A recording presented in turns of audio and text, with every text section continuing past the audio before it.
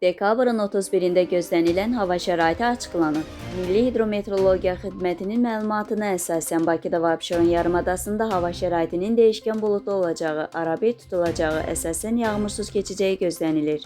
Cənub-qərb küləyinin arabir güclənəcəyi gözlənilir.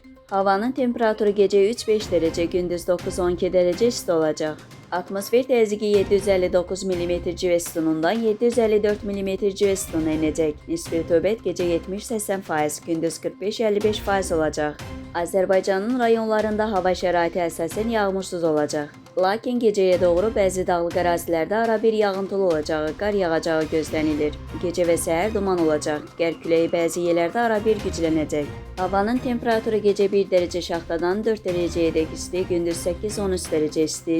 Dağlarda gecə 5-10 dərəcə şaxta, yüksək dağlıq ərazilərdə 10-15 dərəcə şaxta, gündüz 3 dərəcə şaxtadan 2 dərəcəyədək isti olacaq. Gecə bəzi dağlıq ərazilərdə yolların buz bağlaması ehtimalı var.